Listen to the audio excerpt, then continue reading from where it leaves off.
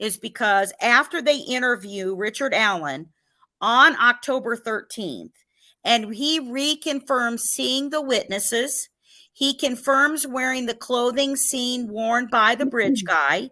He confirms that he owns guns, and he owns knives, and he still has this clothing. Now he knows he's a suspect. They can't let him go home and destroy what evidence. That's normal. So they sit here and they ask for the search warrant of his home then. So then you see that they file this, and it shows at 7:09 p.m. And this is the property that was taken from the house. And we want to look at this here again. So property record and receipt by the Indiana State Police. And I want to make sure that we show what it's here. So you see the detective who took it. It shows you October 13th, 7 o'clock from Richard Allen. It shows the address. It shows you which office, state police office it was taken to. So sealed cardboard. Now, the most everything at the beginning is what they put the stuff in, okay? So I'm going to just read the other.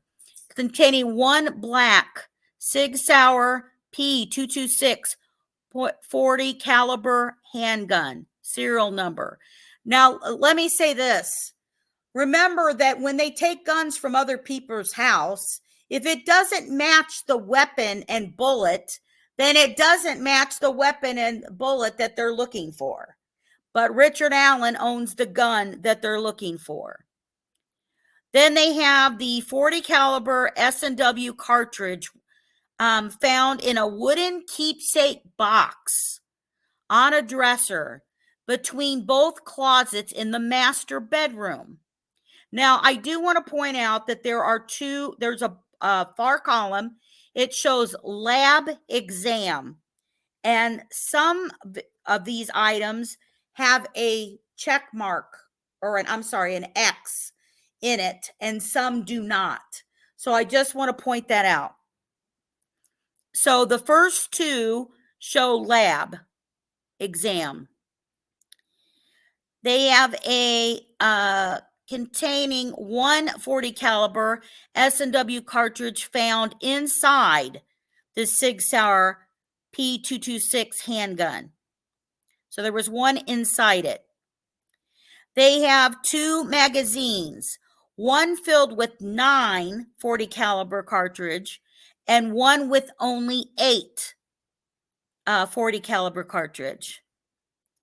Then they have one black Sig Sauer handgun case containing one trigger lock with 2 keys.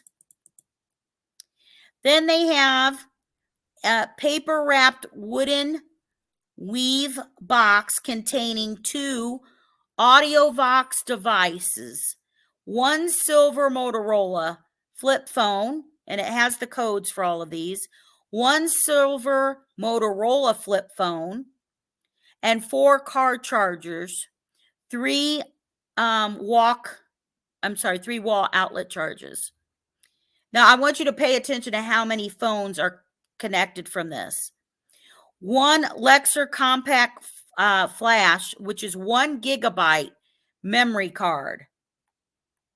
Now, for a man who works at Walmart and works at CVS, I don't know why he needs so many gigabyte drives, but it's also interesting to me, the ammunition that they found is what they were actually looking for, what they stated in the Ron Logan probable cause. Right. He has the actual weapon and bullet they're looking for. He has the actual weapon and the bullets that they were looking for before, which means that, that bullet, they were aware of the type of bullet and the type of gun that they needed to find for everybody who says that was planted later on.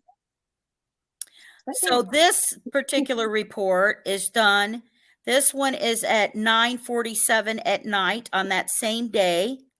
The submitting officer, this is Trooper Vito.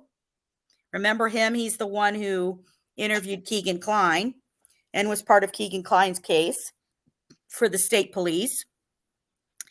And this is the property receipt for this. So again, these are all put in sealed paper bags, but one pair of dirty Thorogood boot size 7.5 men's, 7.5 men's. One pair of dirty black boots size 6.5 regular. One silver double edge knife in a silver metal sheath. One brown, gold, and silver folding knife. A black sheath containing one brown, gold, and silver folding knife.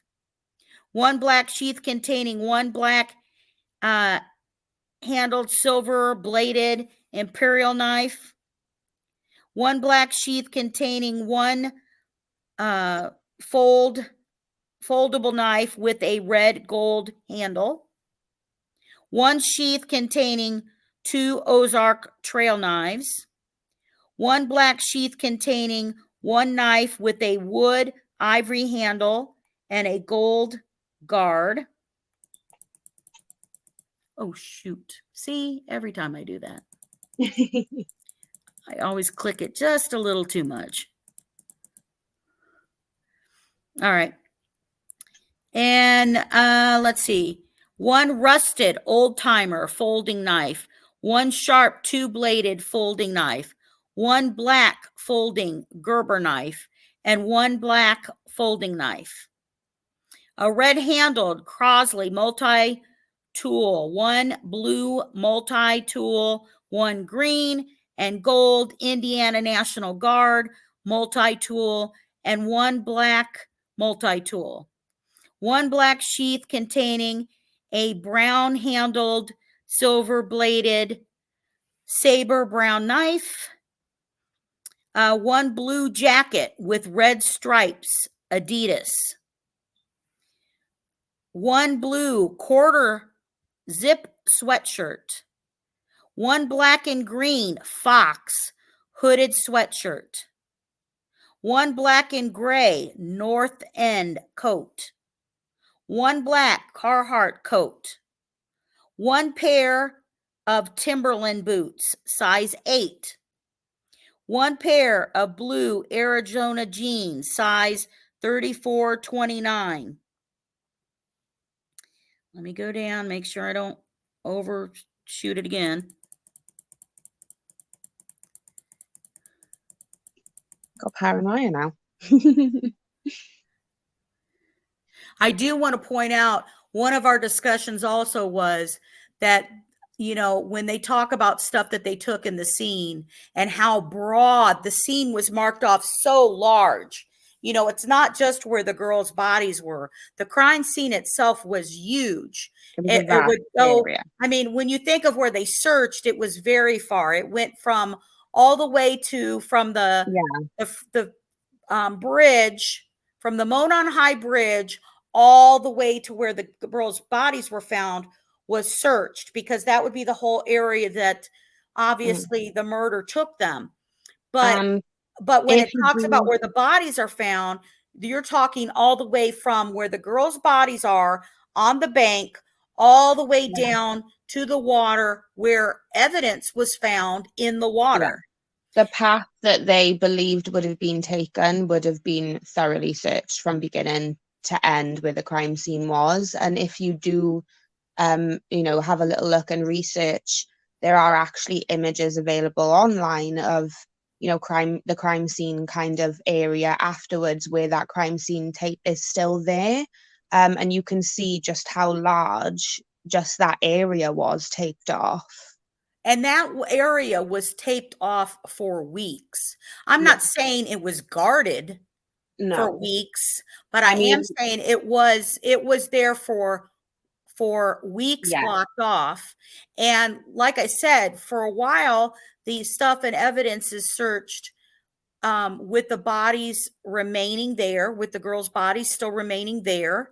And then just like we all see it, they go in and they mark different areas. They put down With the flags. numbers for different evidence and things that are there.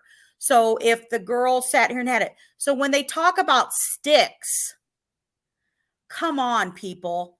Mm-hmm. This is the FBI, the Indiana State Police, all of them are out there doing. You want to tell me that you believe that they literally lift a stick off of one of the girls and then just laid it down on the ground and then later go, oh, wait a minute, we need that stick? No. What would they do? They take photos of it before they move anything. They sit here and they grab anything while they're wearing gloves and they're going to stick it in bags. Absolutely. And, you know, if there's a difference between, like, if people understand how that crime scene would have appeared, like you said in the beginning of this video, there was so much leaves on the ground. There would have been mud, sticks, debris, all kind of various things would have been on the ground, you know, at that time of year. Would the investigators have taken, you know, random sticks off the ground unless they saw some sort of evidence on them? No. But the sticks that were supposedly placed on the girls, whether it was thought to have been strategic or not, like, those would have been tested. Yeah. Yeah. It's undeniable. And the other thing that we have to think about is, why would they take all these boots? Because the area was melted. Okay. It was warmer. So any snow, anything like that would have been melted off, anything like that whatsoever is all going to be there. We know it is muddy there, right? It's muddy off the banks. Plus, we know that they crossed the water in order to get to that bank and to the other side. So what do we know? We do know that they knew that one of the girls, it was said that it looked like there was sliding or slipping. I'll put it that way. So when they talk about that, here's the other thing. If somebody, a guy, an adult, not a kid, it's easier for a kid. If a guy is going to try to crawl up a bank, and it's muddy, and you also just stepped in water to get up that, I think the odds are probably pretty good there is a boot print. And if there is a boot print, you know, then you got to, okay, people are going to go, well, you can't trust the boot print because, you know, where the people were searching. Okay, well, people weren't searching like crazy and over not in there because they area, weren't in Ron Logan's, right? They weren't over in Ron Logan's property. But let's say a few people did. We do know that the people, the search people, the group who went down there and then knew that they found the shoe in the water. And so they are walking down towards the water to find, to look, and they find the girls' bodies. That when they do that, guess what? They're going to know what those people are wearing, and they're going to know what law enforcement are wearing. They're going to take samples of the shoes or boots or whatever the volunteers and the people who are around that scene are going to search. So let's say hypothetically, there's not only a bullet between the girls, maybe there's a boot print. Yeah, and also if, you know, you have seen this video, or, you know, you can actually search for it, it's on YouTube, where after the bodies were found, three of the law enforcement investigators actually did an interview with the media, and they sat down and said, you know, they hadn't been identified as of yet. However, they had located two bodies in that area. And they do actually go on to say in that interview that they saw kind of indentations, or like JSD just mentioned, kind of slips in the mud of that bank, which looked like somebody had walked up there. So it's very, very likely that they were shoe prints. So when you talk about the boots that they're taking, even the variety of sizes of the boots, they're taking all of these boots, not to check if they look like what's in a picture. They're probably taking those boots because they're going to match it to an imprint that they took and got from the crime scene. Because if he's taking them up the bank out of the water and getting the girls to go up that, there is going to probably, more than likely, be a boot print. And if a witness says that this guy is muddy and bloody, then I'm going to think he left a print at the scene. Not only that, we had this discussion the other day as well, about, you know, kind of DNA and things like that, but also even with mud, law enforcement would be able to determine where that mud came from, whether it was on an item of clothing or in a vehicle or something like that. They would be able to determine whether it was the same mud in the crime scene area. Right. Yes. So I just wanted to bring that up because I'm reading a bunch of stuff about the boots, and I wanted to point that out before I forgot, of stuff, because we know why they're taking the clothing. They're going to check if there's any type of DNA or stuff in there, which may be more difficult when it comes to clothing. How many years as well? Because he could have replaced something. He could, you know, obviously clean something a million times as far as clothing is concerned. But the boots is different. Things too, you know? Yeah. So then we've got they took the pair of blue Arizona jeans, 34.29. Another pair of Arizona jeans, 34.29. A pair of blue Levi Strauss jeans, 34.29. Blue Levi Strauss jeans, 34.29. A winter gray hat with fur like fibers. One black and red UFC hooded sweatshirt with a full zip.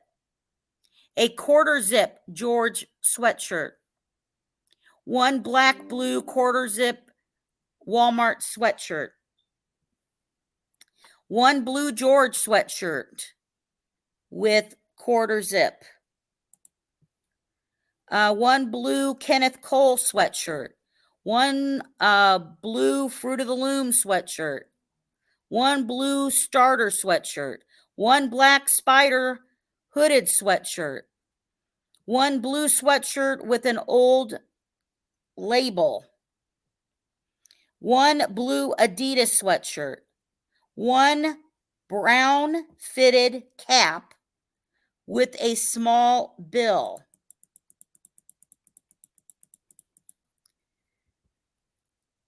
Black WRI stocking cap, one black NASCAR Ford Racing stocking cap, one black Adidas stocking cap, one red, white, and gray, brown Canada stocking cap, a gray and black Adidas skull cap, a gray and white NFL Colts skull cap, one brown Carhartt stocking cap, 10 pairs of gloves and one extra glove, one blue fabric strap and one blue-green fabric strap, one HP laptop serial number, one HP Pavilion laptop serial number, one plastic bag containing multiple headbands, one cardboard phone box containing miscellaneous cellular information,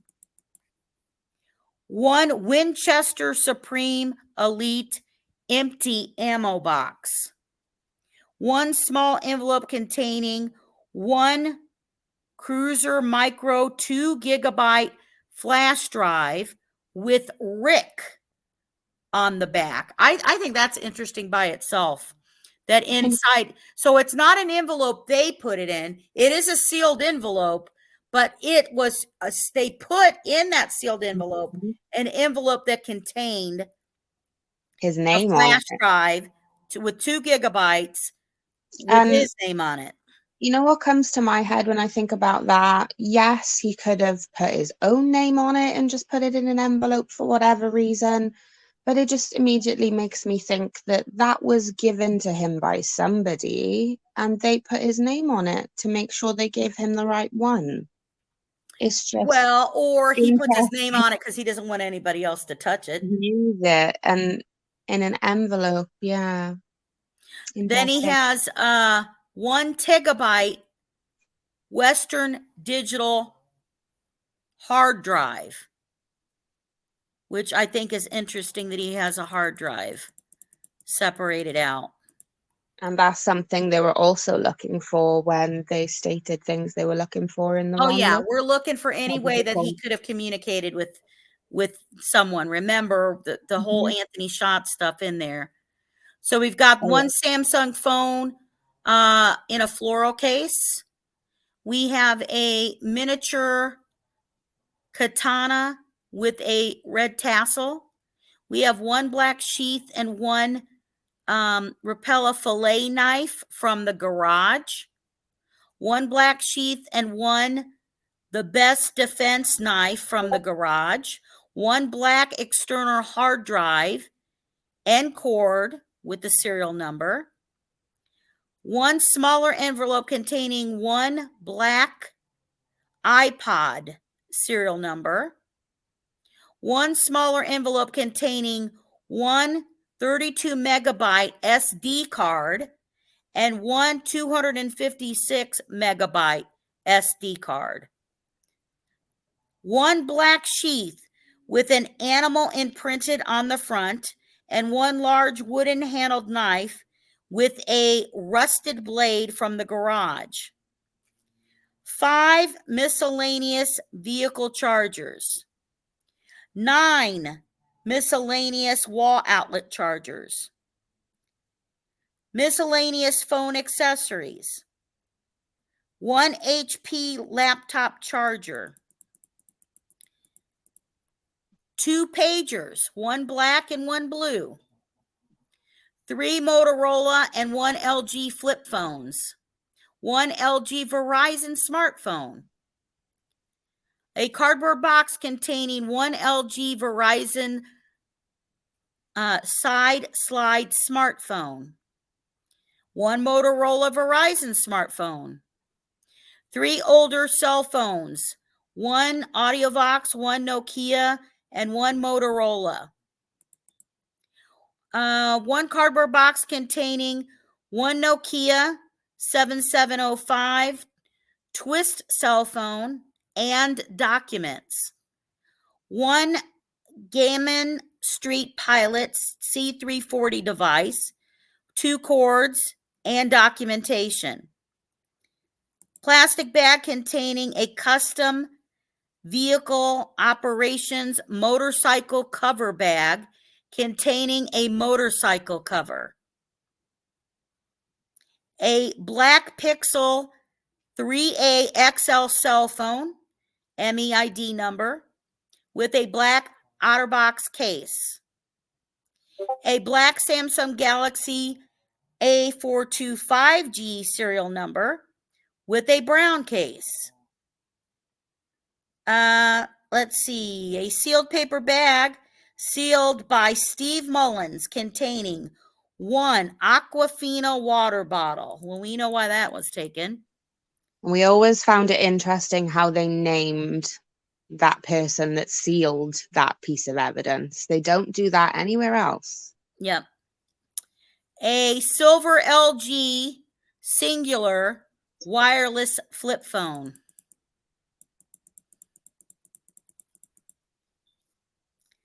Here we go to this one is Richard Allen. This is showing Detective Harper, Indiana State Police, Lafayette location. This one's showing that this was done at 1:54 p.m. And this is October 14th. Mm-hmm. This is in Tippecanoe County.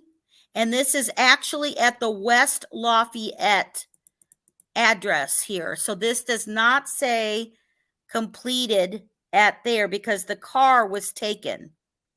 And you'll see the checkbox here. Sealed envelope containing a cutting of a carpet area underneath the spare tire of the Ford Focus, and that is marked for lab exam. Sealed envelope containing 2 plastic wraps containing